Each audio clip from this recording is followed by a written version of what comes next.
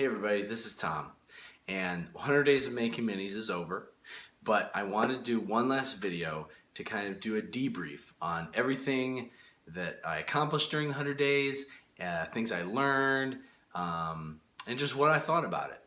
So right here I've got a list. This is a list of everything that I physically accomplished during the 100 days, and I'm going to go through that real quick.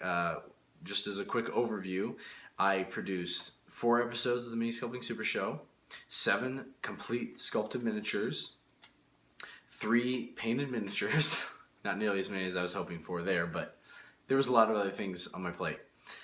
I assembled and cleaned over 50 miniatures, probably more, but that's all I could remember and account for.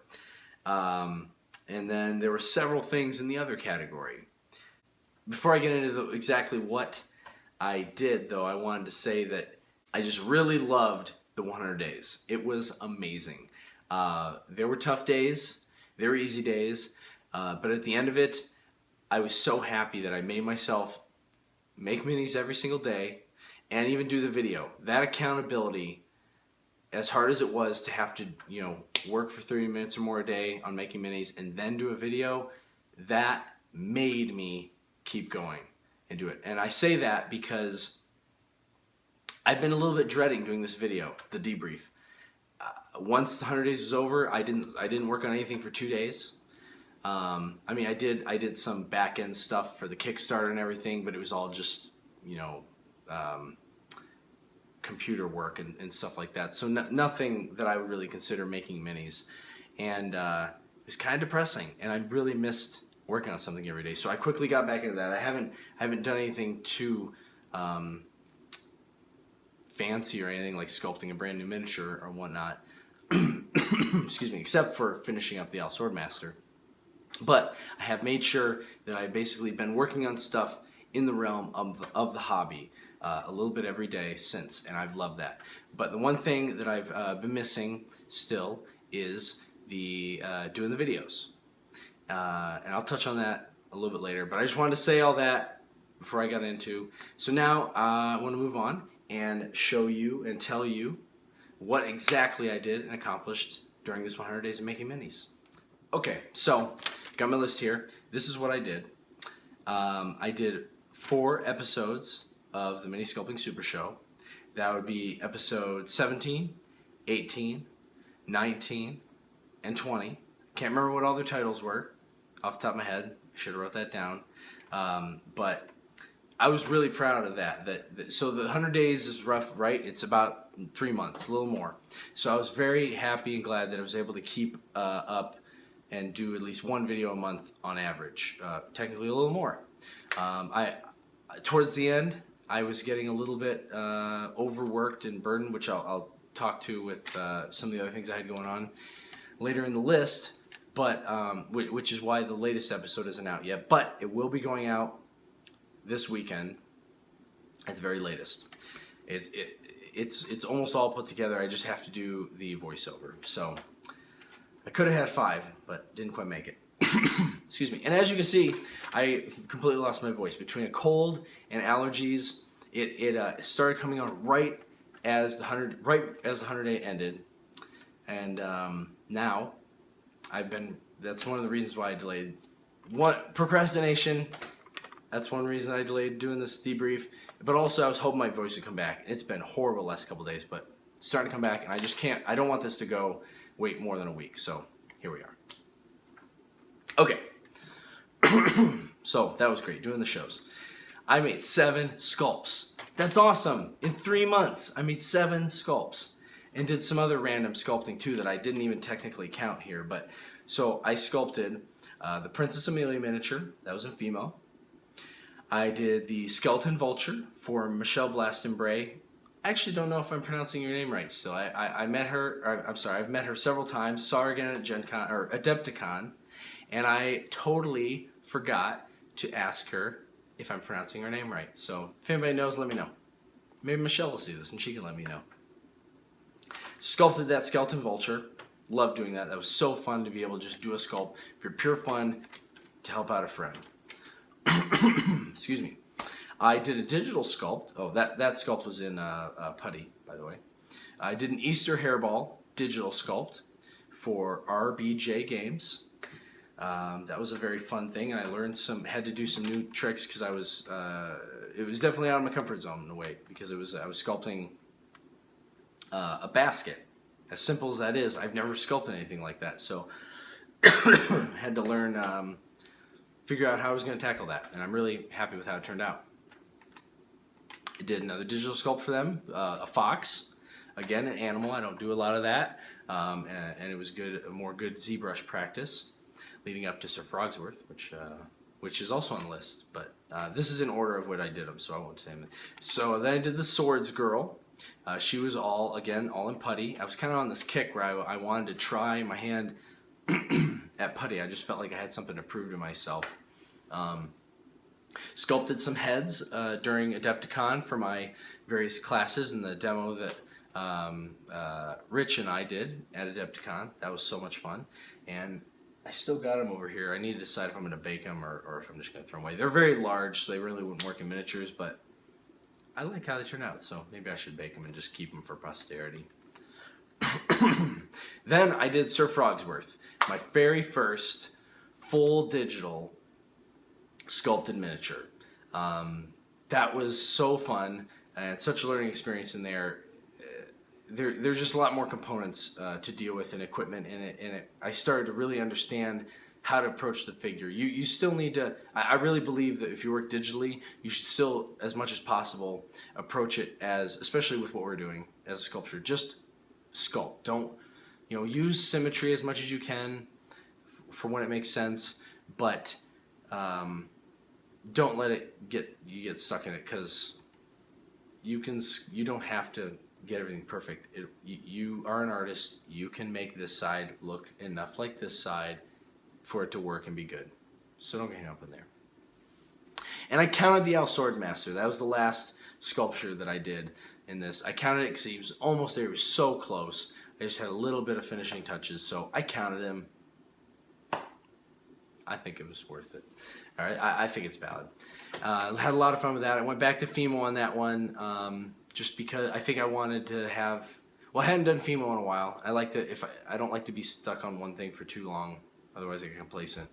As far as the two materials, as I'm liking putty more, but I wanted to make sure that I still kind of knew what I was doing with Fimo, and excuse me, and because again, the character was a little different in proportion and style, I wanted that freedom that Fimo would give me to be able to go back and easily adjust as needed.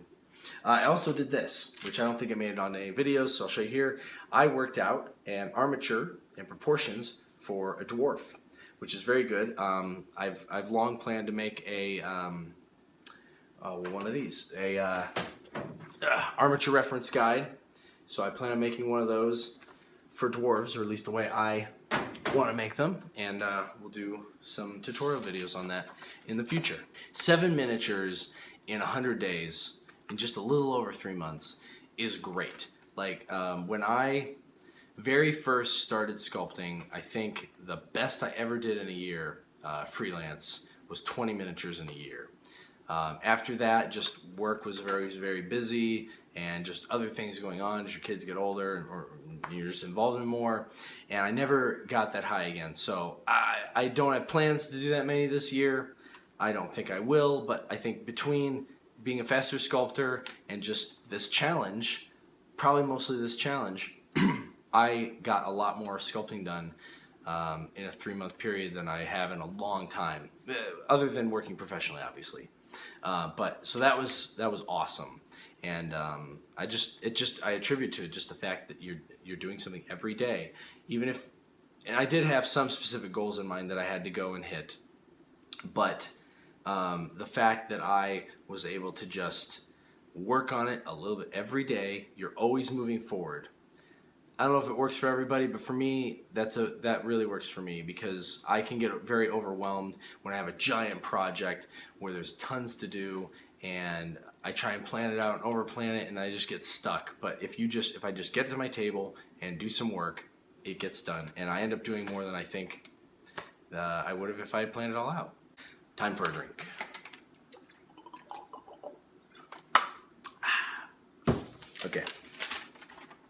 So next up is the painted miniatures. I only did 3, and I attribute that to a couple reasons. One, I had a lot going on, a lot of miniatures to sculpt. And also, the fact that I spent way too much time on these 3 miniatures. It just shows how if you work at something more, you get more comfortable with it and you can get quicker, because everyone did get a little faster. You know, I started with the Relic Blade Pigman, then I did the Relic Knight Sophie miniature, and then I did, you know, this little guy, the Advanced Hero Quest Henchman. And I got faster every time. It's just because I got more confident, understood what colors I needed to lay down, and painting miniatures is going to be a huge priority going forward, especially with some of the new games and things that are coming out, and just I really want to tackle my miniatures collection and start playing more than just creating. So that's very important to me. All right, now on to the next category, assembled miniatures. I assembled the Footsore King Ayla miniature, which is a sort of sculpting, but I'll count it as assembly. Space Marine conversion, captain, champion, whatever he is. Which, speaking of which, I'm really excited and eager to see how he stacks up in size and proportion to the new Primaris. Is that how it's said? The new Primaris Space Marines that GW just announced for the new 40K box set. I love how those look. They're very cool models, and the proportions are really neat too. They just look very epic and tough, and I'm very excited to see where all that's going. And it'll be neat to compare those two together. I assembled 50% of the Death Watch Overkill miniatures for the Gene Stealer Cult and some of the Space Marines. Got to play a game of that. Super fun.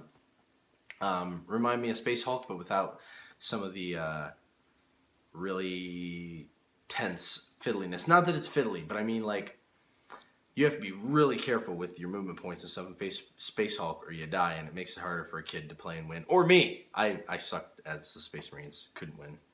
But I think that's the case with most people. But it was a lot of fun. I also cleaned over 20 of my dwarf miniatures. Not quite assembly, but it takes some time to brush them off and clean off all the primer and paint from that. And then a whole bunch of miniatures with my kids. I don't really have a count, but I figure between everything I probably did at least 50 in this category of miniatures. Assembling and cleaning all that together. Lastly is the other category. This is going to be a catch-all of a couple things. Here I finalized the writing and executed 2 classes for Adepticon. I was at Adepticon. You know, whenever something like that's going on, it's always can be a little tougher to stick with the 100 days because you're having so much fun and you're kind of out of your routine a little more. You're not going to be able to set where you normally set to work, things like that, but I did it, got it done, kept up on it. I drew the Al Swordsmaster concept. I almost completely forgot about this, but and I did a bunch of other random drawings throughout it too. Not as much as I wanted to. I think with the fact, well, the last thing is I ran a Kickstarter, and that took a lot more time than I planned. I had all the miniatures sculpted except for the Owl Swordsmaster. I didn't even have his concept done before I launched, like I had hoped and planned. But I did get it done, both of them, in plenty of time. I'm still on schedule with the Kickstarter. Things are going great, and I'm very excited to get this done and not have really anything hanging over my head for that, except for a couple little technical things with setting up a website and stuff. But that's much easier and less burdensome than like, oh, I got to get this sculpt done so it can be molded and out to everybody. But yeah, I wish that I drew more, but there was a lot of sculpting to be done, and when I had time to do other things besides sculpting, I wanted to paint miniatures, so I spent time doing that. Well, as always, I'm having a lot of fun doing this video, and just like 100 Days, as much as I dreaded doing something, once I got into it, it was so much fun and much easier to do than I was hyping it up in my brain. So with that, let's talk about the 100 Days and what I thought about it. I mean, I've shared some of that before. as I was getting towards the end, I kept telling myself, I don't know if I'll do this again. I don't know if I need to do this again. But I can tell you after a week of being off, I really want to do it again. I'm not going to do it anytime soon, don't worry. Maybe you want me to, but if you're looking forward to a break of the feed blowing up. But so for the immediate future, while I'm not technically doing 100 days, I'm going to do my best to do something hobby related for 30 minutes or more a day, no matter what. With having a full-time job, that's something totally different. I need to and I want to do that. I have things that I want to accomplish, and with how I get things done, this is what I have to do it. I have to set aside some time and make sure I'm doing it just a little bit every single day, and I will get there, and I will enjoy myself doing it. It was tough during some times for the 100 days, but it was a lot of fun. And looking back, like I said, especially after the 7-day break, it was pivotal to my success of being able to get the Kickstarter up and running, having everything ready for it, and just doing things that I probably wouldn't have gotten around to doing if it weren't for that. Building all these models, painting, even though it was just 3 miniatures. If I hadn't been doing this challenge and needed a break but still had to do something, I don't think I would have painted miniatures. I don't know what it is. I think part of it is because I want to do so good with painting them, because I've been sculpting for so long, and I'm good with that from the very beginning. When I got my first miniature from age 13, that was probably the only time, one and only time, I painted a miniature, and I wasn't thinking, oh, this has to be perfect, this has to be amazing. But shortly after that, I know what set it was. I bought a box set of a bunch of D&D, Rail Partha D&D miniatures. It had a bunch of different archetypes. It had like a dwarf, cleric, just generic heroes. And I sat down and I painted a couple every night, and I busted my butt. But I was so stressed out and particular about making sure. I didn't know anything about highlighting or anything. But I had to make sure that, every line was perfect and no colors were overlapping. And I remember going back and forth. I'd get a little bit of, I'd be painting a guy's armor and he'd have a tabard on, and I'd get a little bit of silver. Oh, we got to go back and fix that. Oh, but there would be a little red here now. Got to fix that. And just going back and forth and back and forth. And I carried that mentality forward when I got into 40K and Warhammer, games where you have to have these huge armies and tons of miniatures painted. And I didn't realize how bad it had built up on me, and it's kept me from painting miniatures all these years. And I basically just become a hoarder or a collector, to say it nicer. And I don't want to do that anymore. I love my miniatures. I want to collect them, but I want to paint them and I want to play with them. And so that's very, very important. Doing the 100 days has also been great for helping me feel more confident in front of the camera, and hopefully be more engaging and better about sharing what I'm doing and explaining. I felt like I was getting fairly good at that with the 100 days that I've been doing, but there were times it was very hard for me to want to get on camera and do my voiceover, because I was very self-conscious about it. And I felt like I was very dry and boring, or maybe that I didn't sound interested because I was just self-conscious. But so I'm hoping, and you can tell me, maybe I'm wrong, but I feel like I'm way more comfortable. I feel like I'm coming across more excited and engaged, and that was a very important part of this challenge for me as well. So lastly, what exactly is in this store? I have found that I really like doing these updates and these vlogs of what I'm working on, and just sharing with you guys more and giving myself more of an open forum to talk about things that don't necessarily fit in the Mini Sculpting Super Show. I originally was thinking about doing something like this in the Super Sculpting Show, Mini Sculpting Super Show. But as I went forward, it just didn't seem to fit. I felt like it was date stamping the episodes too much, and maybe it wasn't relevant to it, and maybe that's okay. But I like the idea of just letting them stand alone on their own as really good miniature sculpting tutorials. And but I want to do this sort of thing. So what I want to do going forward, I'm not going to do daily videos all the time. I don't have time for that.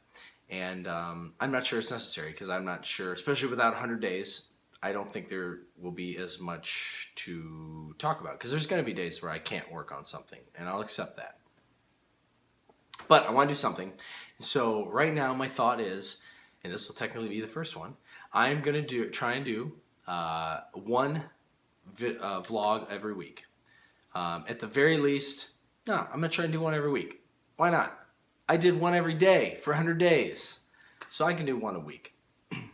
And I'll just try and show what I worked on, talk about, the process if there was anything involved with that, and just, keep it open and share with you guys. I think it'll be a lot of fun, and I think that will also help me I think it'll help me be more regular and do better with the Mini Sculpting Super Show, because like I said, I was really dreading doing this video, and it's because I didn't have to do videos anymore, and more time was passing, and the more time passes, the more anxious I was getting. And that's what happens with the Mini Sculpting Super Show sometimes. A lot of times when it's delayed, it's because I get to a point where I'm just really nervous about recording my voiceover. And I feel like if I'm doing these, and I have to do them, I'm doing them every week, then that will help mitigate that, and I'll just be able to easily flow right into it. So, well, I don't know if I have anything else to say. It has been great fun, and thank you all so much for following along and encouraging me and asking questions. It's been super great to engage with you guys this way. Another reason why I'd like to do the vlog, because I think it'll open that up more. So yeah. Well, thanks for watching, and I'll see you next time.